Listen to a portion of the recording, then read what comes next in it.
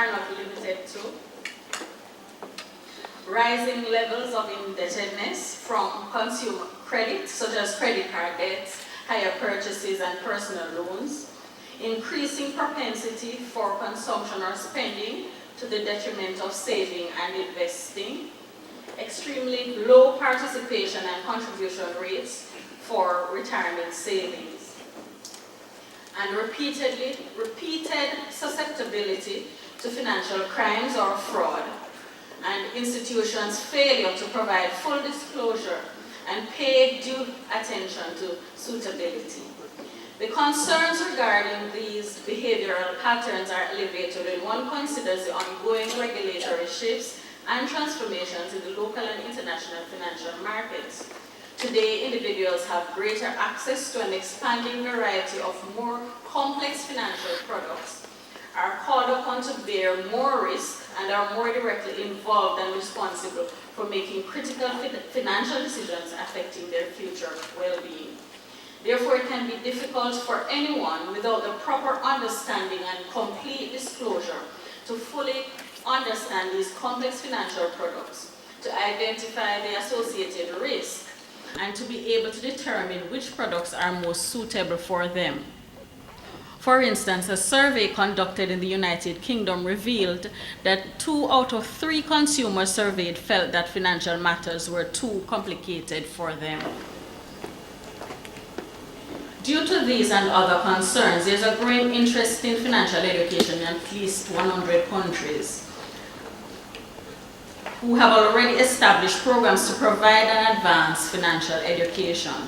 These programs are normally executed by or with the involvement of the financial regulators like the FSC, since it's the regulator's responsibility to promote confidence and to protect consumers of financial services. The aim of these programs are to equip and empower the consumers with the skills and confidence to become aware of financial risk and opportunities, to make informed choices, to know where to go for help and seek redress, and to take other effective actions to improve their financial well-being and protection. In addition to national programs, there are regional and international initiatives, such as the International Gateway for Financial Education, established by the Organization of Economic Cooperation and Development, OECD. The Caribbean Regional Technical Assistance Center, or CARTAC, also has a financial literacy website. In Jamaica, the FSC, has engaged in a series of activities to improve the financial literacy of Jamaicans across diverse age groups. These activities include, among others, public investor briefings, which are open and free to all, free of charge, conferences, workshops, and exhibitions, an ongoing mass media campaign, Think and Check Before You Invest, the aim of which is to minimize the incidence of financial fraud, a financial education in schools program.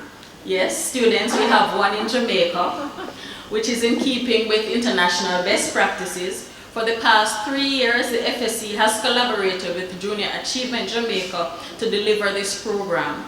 This year, we deliver the program in 9 schools. A retirement planning campaign is also done to increase the number of Jamaicans saving for their retirement. In addition to these local activities, the FSC also partnered with international agencies such as the OECD and the International Forum for Investor Education, IFE, which has led the charge in creating common platforms for the articulation of issues related to financial education. The Jamaica Baseline Survey, which was presented by Dr. Nicholson a short while ago, was a joint collaboration between the FSC and the OECD. The FSC, along with its partners, will continue to collaborate on national financial education programs that meet international best practices while satisfying the needs of Jamaicans. To this end, we continue to explore the implementation of an annual National Financial Information Week to commence in 2014, and we are definitely starting the plans and exploring our national stakeholders for partnership. In closing, I would like to reiterate that financial education seeks to arm consumers with the necessary information, knowledge, and skills to make sound financial decisions, enhance their ability to manage debt, acquire wealth, and maintain a suitable standard of living before and during retirement. I thank you.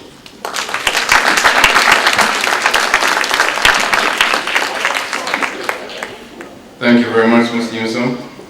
And now for a topic that I'm sure we're all very interested in hearing, no matter how financial we get to the stage where this type of information is available to all secondary and even primary students. Ladies and gentlemen, please welcome Ms. Marlene Street Forrest, General Manager of Jamaica Stock Exchange, to talk to us about wealth creation through the stock exchange. And while she makes sure we have just an update from the Diamond League, I'm told Shelley and Fraser Price has won the women's 200 meters in 22.40.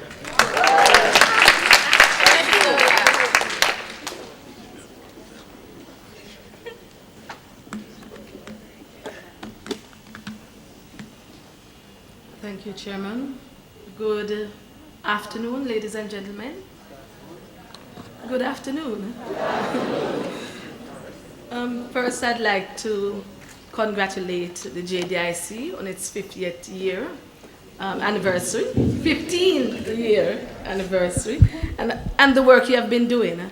And also to thank you for giving us this opportunity, the Jamaica Stock Exchange, in sharing some of what we do at the exchange. The Jamaica confidence is important, and I've heard that repeatedly throughout most of the presentations. So I'd just like to talk about what the stock exchange is. The stock exchange is regulated by the Financial Services Commission, and that should provide some confidence to persons who are going to be investing in the market. By the same token, the stock exchange regulates its broker members so that any investment that you are going to be making through the stock exchange, companies listed on the stock exchange, you would feel comfortable that we are regulating our member dealers.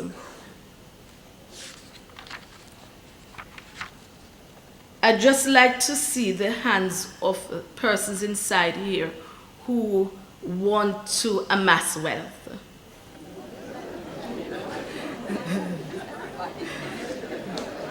And that's probably everybody. And I'd like to see the hands of those persons who have invested in companies that are listed on the stock exchange. I thought I'd see more, so that simply means that my job is a little difficult. Okay.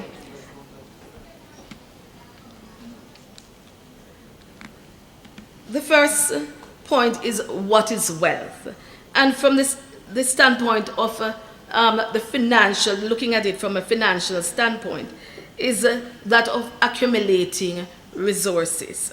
Financial resources, that which will be measured by your spending power. I think that's why most of us want to amass wealth.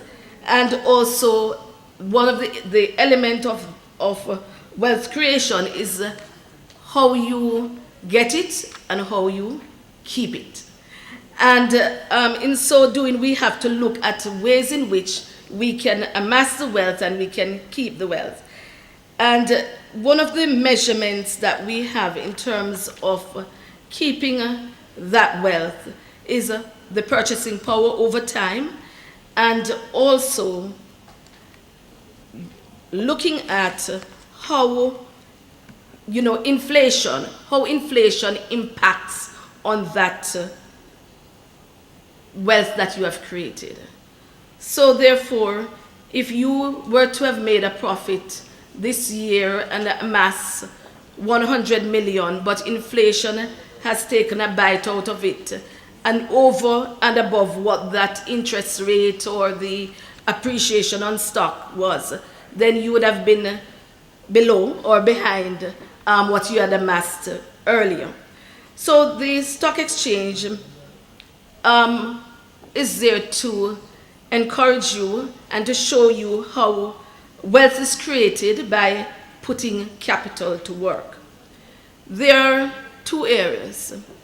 There's the fact that companies in Jamaica, and I'll relate to Jamaica so that we can understand, companies in Jamaica want to have monies or funds in which to grow their company.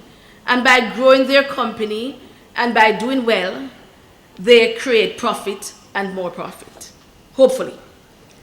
Now, in the event that you are a part of that process, you will share in the wealth or the profit that the company creates.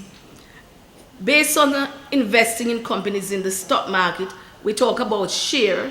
You are going to be sharing in that wealth because what you are is, in effect, a part owner of the companies that are listed on the stock market. I just want to quickly say that I'm not here to say that every company that is listed on the market will produce the same results. But what is important is that persons who will invest in these companies have the opportunity, based on the information that we provide to you, to look at and determine what is the best company that you want to invest in by virtue of the results in that company.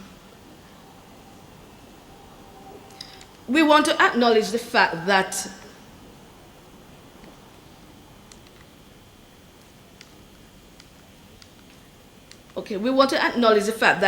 it is important to start.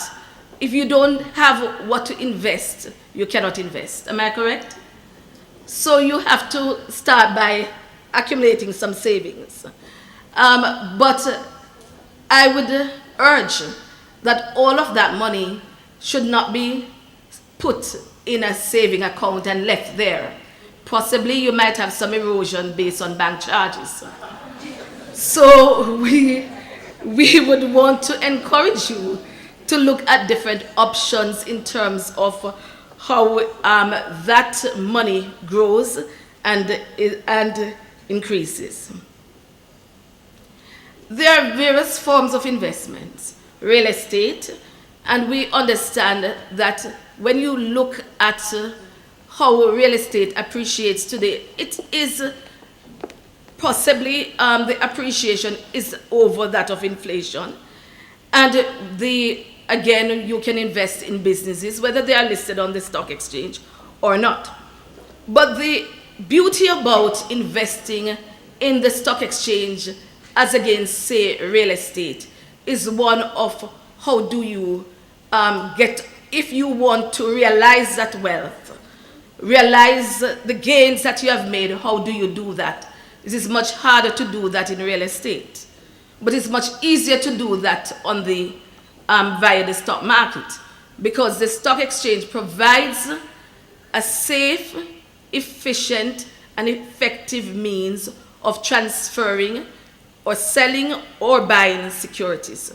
So if you had amassed some wealth in terms of how that security increased, so you bought into a company ABC, and you bought that share in the company, that ownership in the company for $10, and that has increased to $15. That would be a 50% increase. Am I correct in my maths? Yes. And you want to get out, you want to sell that share, that part ownership. You could easily and safely do that across the stock exchange, because we have an electronic trading and settlement platform. Now, the electronic trading platform is where you trade your securities, and the settlement platform is the Jamaica Central Securities Depository. Am I right, Robin? Absolutely. Right. And within 3 days after selling, you would get, you would be assured of your monies. So we have a robust platform, robust regulatory machinery, where all the securities that are listed, and to date we have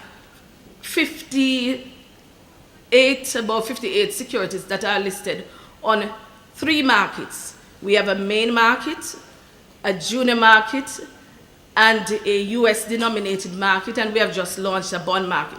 So what we have done is to provide you with diversified means in which you can amass wealth. So you might not want to go buy securities on the main market, but you can buy on the junior market, or you can buy US dollar denominated securities. And then you can buy within that different types of securities. So you might be more interested in looking at entertainment as a product. You might be more interested in looking at manufacturing or retail. So again, you have the opportunity to create wealth. You have the opportunity of buying into companies that will or should create some good return on investments.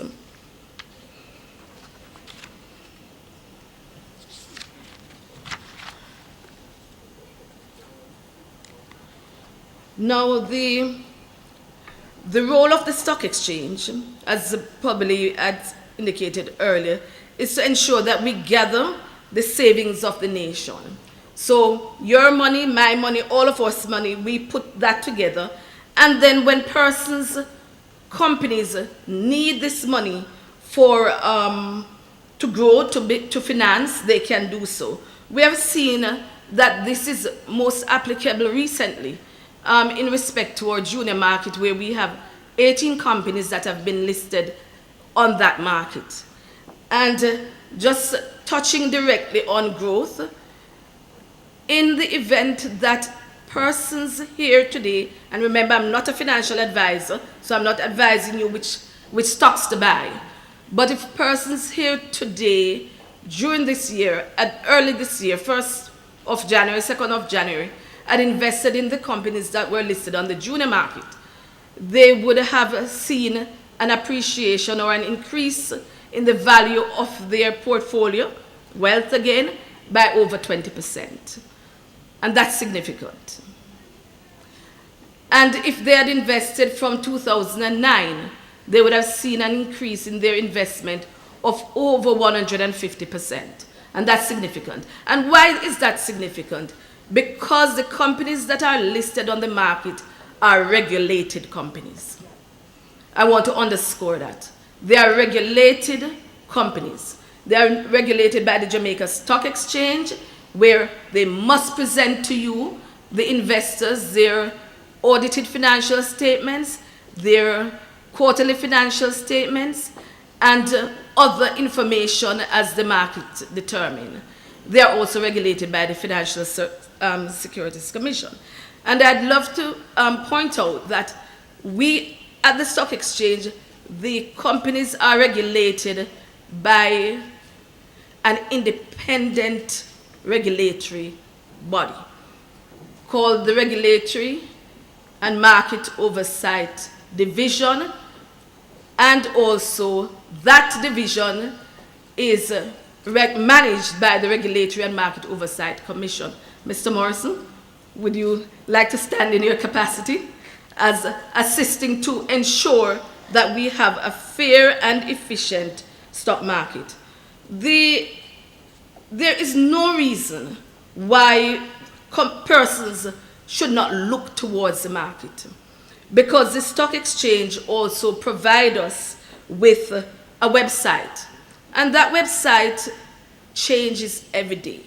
Actually, that website is the second most frequent website in Jamaica. And what it does is to provide you with information on the market so that you can make informed decisions. It provides you with graphs of the market performed from one day to another. It provides you with information on the companies and how they are doing. Daily, we provide you with a market report. It's called a trade sheet. And also, by extension, a report, which again tells you when you hear the market is up or down, stocks traded firm or stocks traded advance or decline. It tells you the point of trading of that particular security on that day, and by extension, it impacts on what we call an index. So there is a lot of information that is available from our website to allow you to make decisions. There, we also have what is called a market watch. I'm sure many persons didn't know this, but investors can come to the stock exchange and we provide them with a little cost, what is called a market watch. So daily you can see how those trades operate, or the movement. How does the exchange, how does investing in the exchange provide value? And again, back to the question of wealth creation. The price of the stock that you buy can go up and can go down. And if it goes up, then it's an increase in value and an increase in wealth. The other thing that purchasing stock provides is that it provides mainly, most companies offer dividend. That is after the company looks at its performance at the end of any period. It might decide that, okay, as owners, we are going to be giving you a part of this profit in terms of dividend. And some companies pay more dividend than others, and some companies will declare that payment on an annual basis or a quarterly basis. But that is another way in which you can find value and increase your wealth. Another way is that of bonus stocks. Companies from time to time will offer bonus stocks to individuals. And there again is that question of tax benefit. From the standpoint of companies, the junior market offers a benefit, a tax benefit that the government presently provides, and that allows for, again, wealth creation, because it allows for these companies, having received that benefit, to plow that money back into the business and grow the business, and it's a cycle. And that's if the dividend comes, it comes back to you. And again, it is a cycle, because having created individual companies creating wealth, it ends up that the entire country benefits and wealth is created. So we want to implore all present, and in consideration of the various activities, that we maintain the status quo in terms of having those advantages for junior market.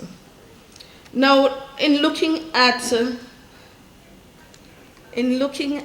the financial market data, just quickly, the economic performance over 5 years, 2008 to 12, we see that monthly average interest on deposit was 3.88%. And the moving average annual inflation rate was 11.72%.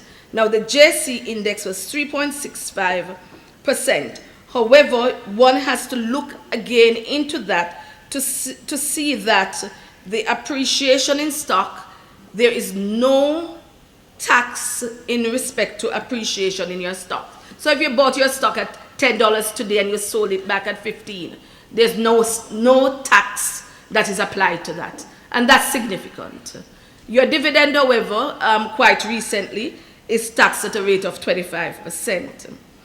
Now, if you look at the junior market index average, the annual growth rate is 78.96%. That's fantastic. No tax on interest, no tax on the appreciation if you were to sell those shares. So what we are saying is that individuals need to diversify, what is called diversification of a portfolio. You do have that element for saving. You do have that element for investing in stocks, whether it is ordinary stocks that you have or preference stocks. You do have the ability to look at when we have companies on it, our bond market, and any other market, and diversify that portfolio.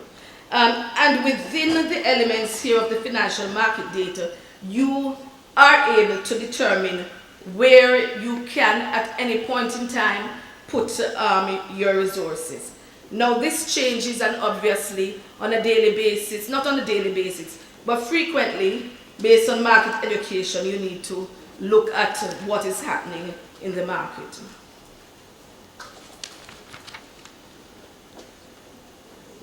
I just did a quick research, and I saw that in respect to the success of financial literacy, and I'm measuring it from this, I've noticed that there are more there are growth in deposit accounts in 2012 to 2013, and from our own indicator at the JCSD, we have seen that more persons are investing in the market, and by extension, because you must have an account with the JCSD, we have seen that that has translated into a growth of about 20% in the number of persons that have invested in the market.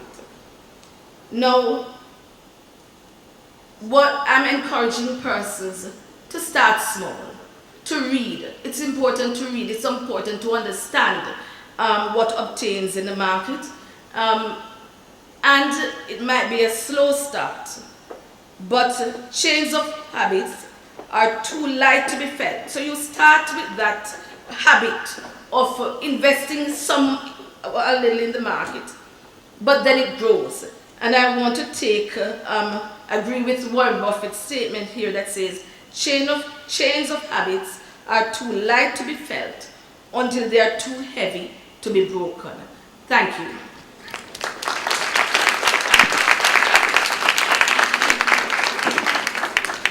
To wealth. Another hand for the street forest, please, ladies and gentlemen.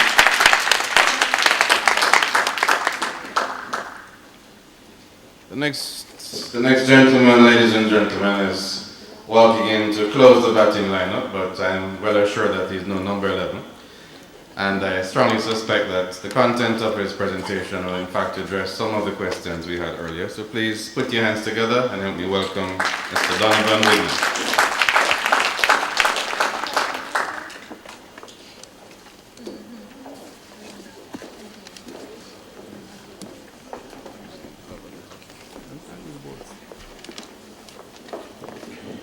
Good afternoon, ladies and gentlemen. You want to see me do my famous Michael Jackson dance? Sorry, I'm not going to sing the dance today. That was just a wake up. I know it has been a long day, but I'm sure the information that was provided today was absolutely beneficial to all concerned. Congrats to JDIC for a wonderfully organized symposium. And we would love to see more interventions of this sort in the near future. And of course, we're open to partnership in hosting anything that will enhance the business literacy of the MSME sector. I'll start off with a quote by Steve Jobs, someone who I looked up to as an example of where you start and where you end up, or what you start and where what you start ends up. And he says, I'm convinced that about half of what separates a successful entrepreneur from the non-successful ones is pure perseverance. In these economic times, I think, with the resilience of the Jamaican populace, we only have to persevere. An entrepreneur, and this is a common definition, an entrepreneur is a person who relentlessly focuses on an opportunity, either in a new or existing business, to create value both for customer and the owner. The entrepreneur assumes both the risk and reward for his or her effort and provides the impetus for change and innovation and progress in economic life. Now that epitomizes what Steve Jobs did, even until death. Apple is one of the most powerful companies worldwide. He started it in his garage, a similar place where a lot of our entrepreneurs started, in their living rooms, in their garages. Now we all, at some point in time, can be a Steve Jobs or a Bill Gates. We only have to persevere. Global trends. Let me use the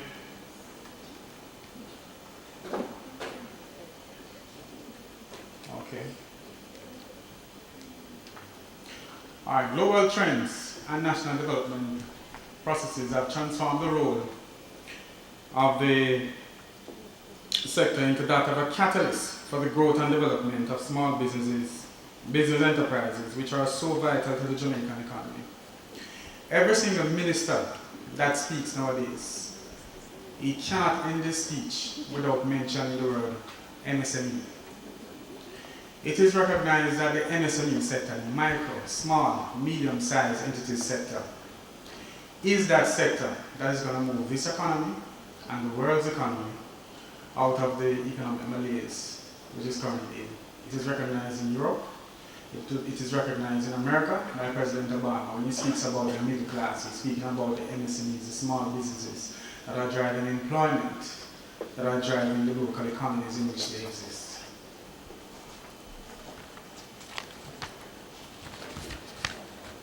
The MSME Alliance is a small business organization consisting of about 40 member associations. So our members are associations. And by extension, we have approximately about 300,000 members spanning 8 sectors in Jamaica. Our vision is to become a strong voice and source of effective support for MSMEs by improving the business literacy of MSMEs in Jamaica and ensuring an enabling public policy environment for the sustainable development and growth of MSMEs in Jamaica.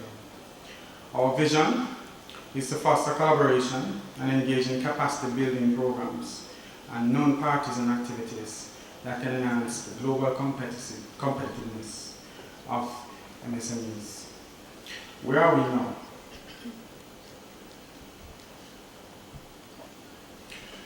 The 3 pillars of the IMF strictures facing us call for a significant improvement in the fiscal management of our country, tax reform, the implementation of a growth agenda, and the improvement in fiscal management. Coincidentally, this is exactly the action that needs to be taken to move our MSME sector forward.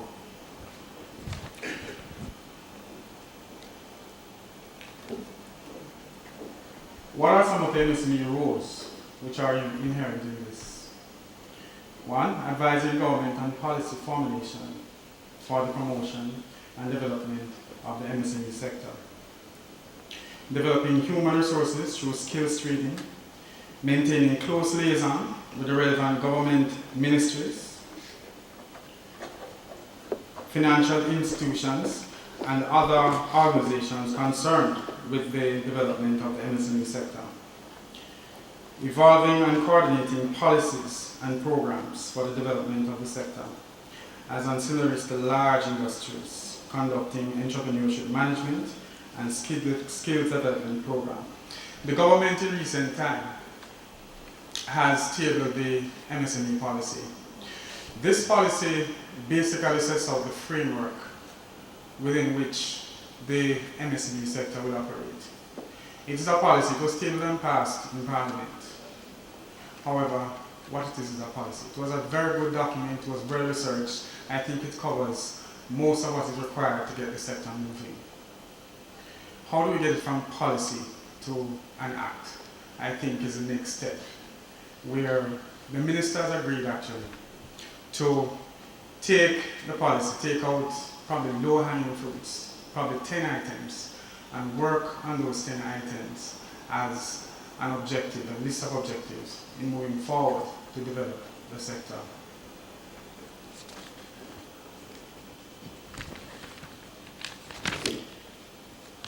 What is the role and importance of the MSMEs?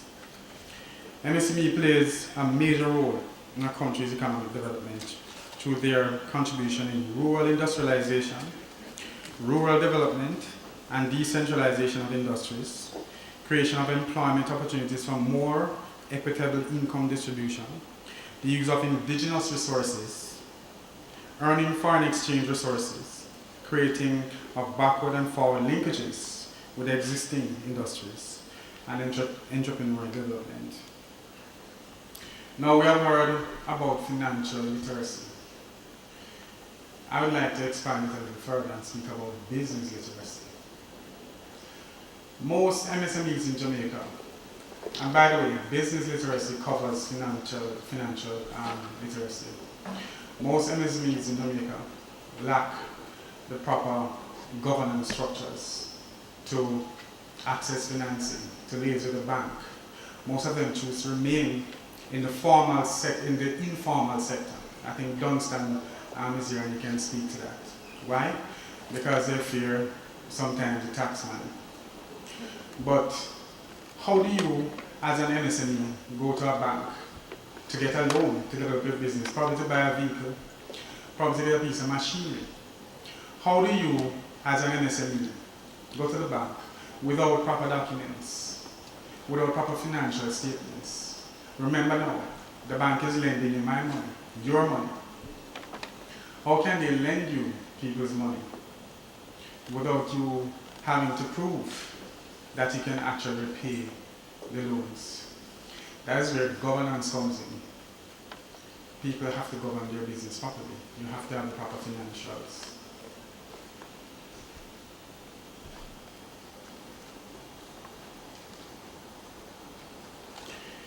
MSMEs continue to contribute to the economy and to create wealth, employment, and income generation both in rural and urban areas, thus ensuring more equitable income distribution. They provide a contribution to supply ideas, skills, innovations necessary to promote completion and the efficient allocation of scarce resources. In the last 5 years, the MSME sector accounted for the highest percentage of registered businesses in the country, a significant portion of that total, and value added in the manufacturing sector. Did you know that in Jamaica we start 6,000 businesses a year? 6,000. How many of those businesses succeed? Not many. The failure rate is phenomenal. Why do they fail? A man willing to be in his job, he gets redundancy. He goes and I'm starting a business, I don't want to work for nobody again. But does he possess the business intelligence? Does he know how to run a business? Is he trained? Does he know what to do apart from going, I'm going to do like a buy and sell, I'm going to buy a machine and manufacture something? It really doesn't work like that. I've been to a recent intervention by I can call them, I think, NCB and the IDB, where we went on, this was a conference actually. And the information garnered from that conference and what flowed from the conference was an action coaching seminar where we sat, about 30 of us, sat with a business coach. And we learned in 2 days what phenomenally, when I finished with that course, my business was transformed. And I'm sure the opinion is the same for all the other participants in the course. We need similar interventions. We need our business people to be trained and coached and mentored. What are the main challenges facing MSMEs? And inefficient bureaucracy is one of them, the major one. In dealing with government agencies, we spend hours in government offices. Instead of having the red carpet rolled out for MSMEs, we're tied up with red tape. I recently heard the minister make that particular statement, and he's seriously calling, I'm talking about the Minister of Finance, saying that we have to move down the road to eliminate red tape and roll out the red carpet for MSMEs to ensure the growth of Jamaica's economy. They are busy taking care of the fiscal side, but that other side of the economy that will foster the growth and sustainability needs some serious attention as well.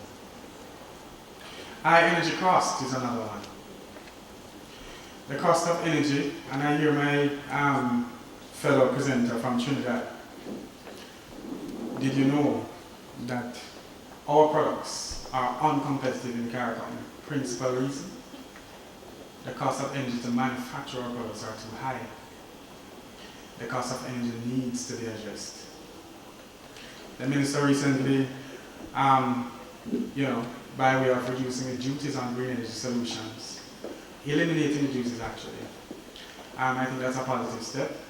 The 260 megawatt plant that is coming into fruition shortly, hopefully. That's another step. They're going to use cheaper energy to generate that electricity. Hopefully that will go a far way in addressing our high energy needs. The need for appropriate tax reform, as we mentioned before. The need for higher business literacy. And I say again, financial literacy comes under business literacy. We need to teach people how to run businesses. The need for a more enabling environment. We need to ensure that the environment for growth and sustainability for MSMEs exists, so that when people form a business, they have the tools, they have what they need to take that business from their garage to an apple today. The lack of law and order. The lack of law and order, for example, a sector in my alliance, the farming sector. Just imagine a man plants a field of yams or whatever it is, or have 50 head of cattle, or 50 head of goats, etc. And at the end of the day, someone comes and steals all of them. We need to fix that situation. And I still have 5 minutes left, so I'll rush it. The hard statistics for MSME stakeholders. MSMEs have a high failure rate, and as I said before, an estimated 6,000 businesses are started annually in Jamaica, which I think is more than 50% fail.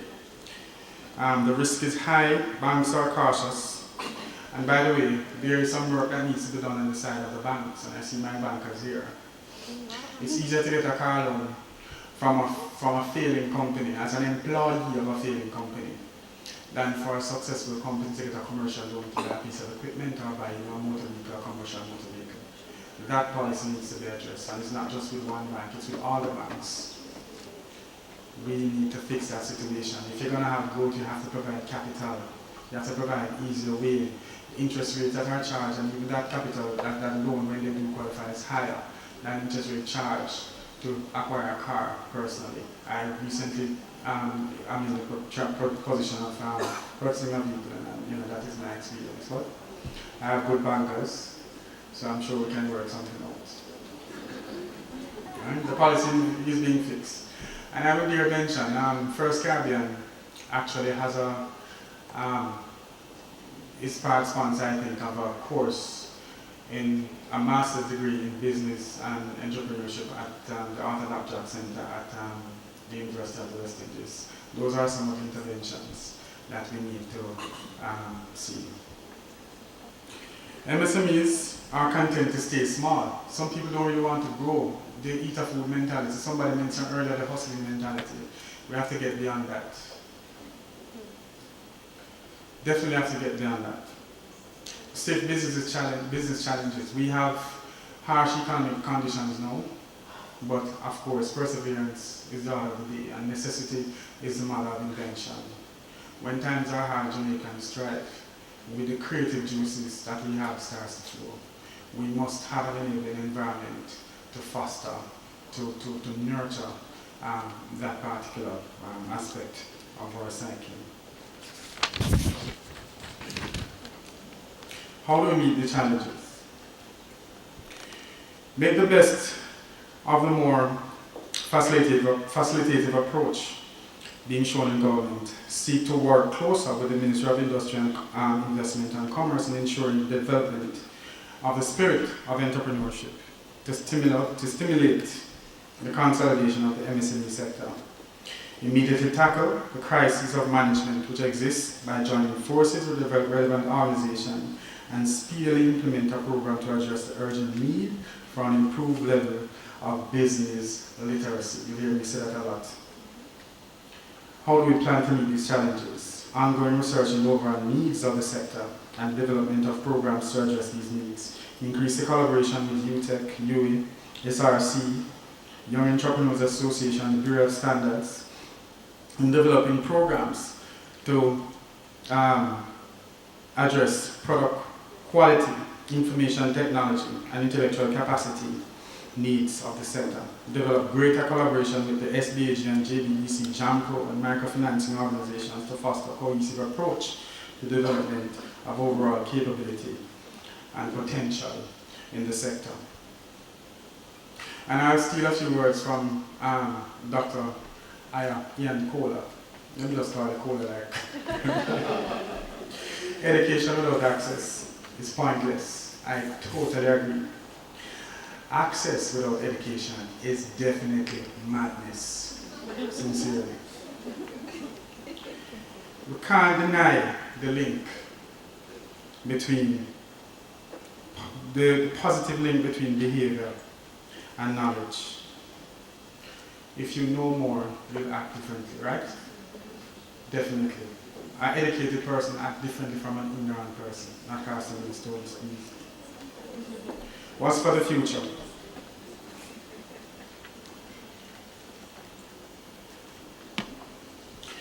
Our alliances will definitely be exploring ways in which we can get this tremendous pool of private sector expertise to assess the development of our sector. With government's positive new approach to the development of our sector, with the right guidance, the right incentives, the right operational climate, the Jamaican MSME sector can, without a doubt, become a powerful force, a powerful factor in Jamaica's economy. The challenge is ours, and for our sake, and for Jamaica's sake, succeed we must. Thank you, ladies and gentlemen.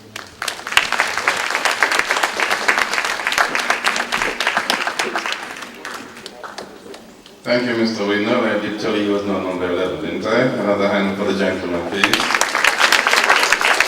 for that very provocative presentation. Some housekeeping announcements, ladies and gentlemen. When we're all wrapped up here, we're invited to join the JDIC staff for lunch next door at the conference center. So if you have the time to stick around for that, please bear that in mind. In addition to the packages you got coming in, remember we have these. Oh, sorry. Not on. Turn the mic on. Turn the mic on. 1 minute, please present to the secretary. You cannot tell us afterwards. With respect to, let me just pick the one I wanted then. Let's say the stock exchange. If I trust the transfers, maybe you could do a couple of day trades, and that's not possible. 3 days of the settlement. That is the settlement cycle. Trading +3, and we are in keeping with the global standard. Okay, thank you. Yes, ma'am.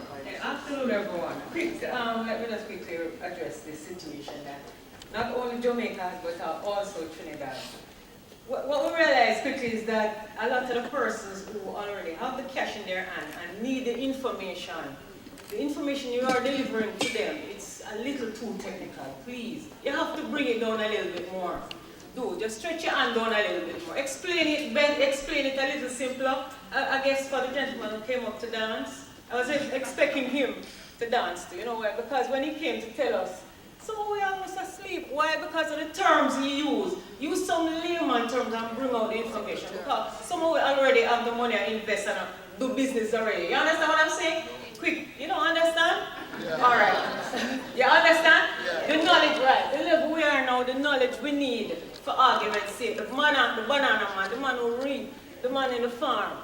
doesn't have the knowledge of somebody who went to UTech. So I understand the statistics, but did all of you understand it for a free information thing? So some of the barriers I'm bringing out quickly is the one where you need to have the language simpler so we understand it. Some of the language. All right, thank you very much. Good point. I think we're being taxed twice. Mrs. Street, Forrest, we own the company, right? Because we buy shares in the company. And in the term, and take tax from our dividend. Oh God, we are being taxed twice. The government, aren't we being taxed twice? That's the question. Tax on your earnings, right? So you earn money. The trade-off is you don't get taxed on the growth in your portfolio. And you may raise a good point in regard to breaking things down for the layman or laywoman, and we do take it and we try. We have to point out, however, that this particular symposium, although open to the public, was a bit skewed towards the higher end, and at the fair tomorrow and Saturday, we will try to have the presentations broken down a bit more. So you can come and grade us on that and tell us how we did. I did say 2 questions, but I have a soft spot for students, so last question, sir, go ahead. Good day, everyone. My question is directed to Mrs. Forrest. Why is the Jamaica Stock Exchange aligned with the JDIC? What is common in the mandate to the JDIC and JSC?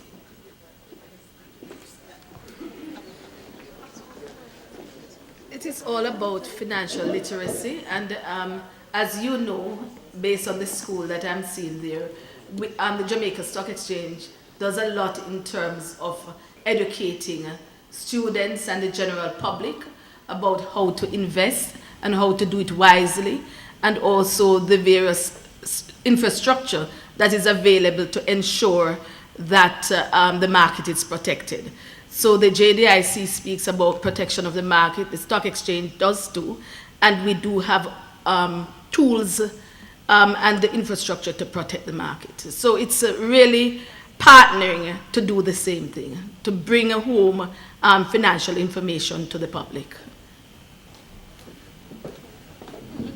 Thank you, Ms. Reid-Forrest. At this point, ladies and gentlemen, I want to thank you very much for coming. Don't move yet. One more item left, but I have to thank you for turning out, sticking with us, and I see almost 95% of you still wide awake, so that's great. Thanks for your patience. And to thank you properly, I asked somebody much better looking than myself to come forward and do it. It gives me great pleasure in saying thanks to all who played a part in making today's Financial Markets Symposium as named, but had to leave because of other pressing engagements. Dr. the Honorable Peter Phillips, Minister of Finance and Planning, Mr. who is still in the audience with us. A special thanks to the Bank of Jamaica for providing us with this wonderful location, and to all our speakers, local and international, we say thank you for sharing. The financial system can be most engaging and informative. You have certainly laid the foundation for the JDIC, to the Urban Development Corporation for providing the parking facilities, the media, and all our sponsors for their that you could be with us today, and also at this very important milestone of the JDIC as on session to depositors of Jamaica. We look forward to your continued support for the next 2 days.